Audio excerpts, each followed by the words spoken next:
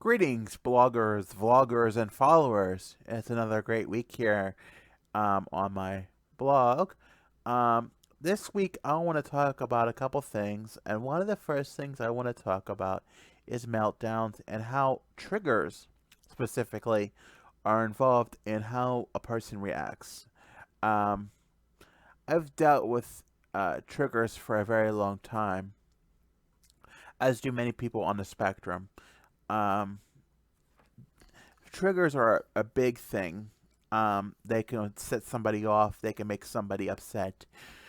Um, they just have their way, their magical power, and it can be as simple as something that's the word no, or something as I don't want to do that, or no, you can't have that, or something that simple.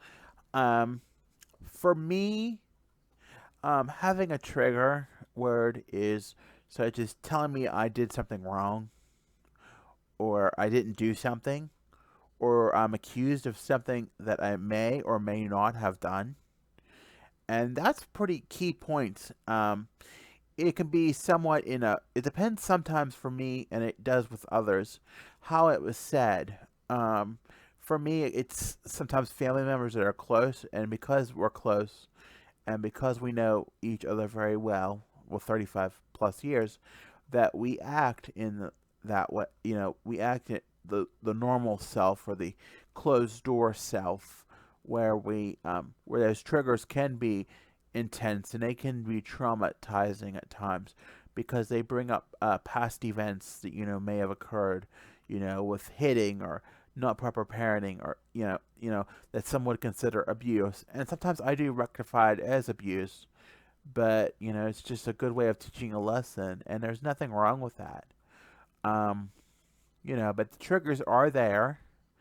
They do affect me some, but I'm working on them, and that's the thing. I think the first part of anything, such as a 12-step program or anything in general, is admitting what the problem is. And for me, I'm understanding now that those words are triggers for me, such as when I don't clean something up in the bathroom, or I eat something I'm not supposed to, or or I do something that's not isn't right, like cleaning up something. Those are all triggers, and I could see where it leads into organization, as I spoke about this week, about not wanting to do it because it triggers things. But I know I have to work on those things, such as organization, cleaning, making sure everything's nice and neat and so forth. And I understand that. It's just how I'm all wired to learn differently. And I think that's a big piece, in any autistic person's livelihood, is to make sure that we get it, and that we prevent the meltdown, and we from prevent the meltdown from occurring, and getting it full blown out to the scale that it is. Recently, it's not this week. It's not been as full scale as it was, and there's other factors that play into that. But I think for the most part, I'm learning to walk away more, and I'm learning to focus on my interest and talents and abilities more, and focus on what I need to do to take care of myself and my recovery, and also educate you all and work on my blog and things like that. That's crucial, to me staying well. It doesn't mean I don't ignore it. I take care of the work first, and that the work is done, and that the things that cause the triggers that I may or may not have done, or may actually have done, are rectified properly. And that's key. You have to own up to your mistakes, and you have to, not let the simple things like that trigger you. So it's just part of retooling that brain, and saying that trigger is not, it's not part of that.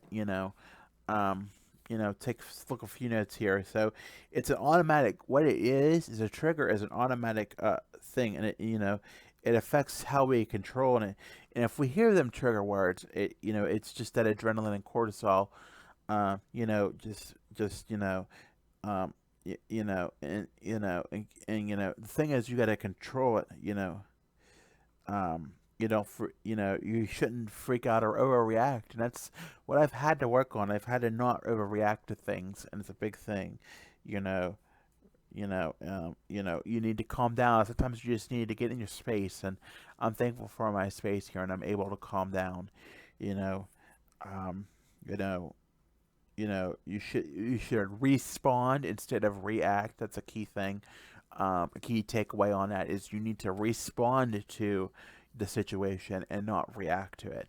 And that's something that I learned a skill in therapy this last past week, and I've been using it a lot more. And I've been walking away from things and been working on my interests. Not that I put away what needs to be done.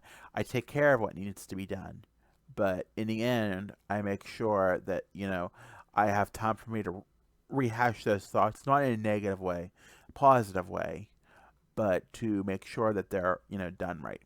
So with that, that's that one, and I hope to have more information in the future. But for now, that's what we'll leave it at. So like, follow, subscribe at Dustin's Dynasty on Instagram, Facebook, and YouTube.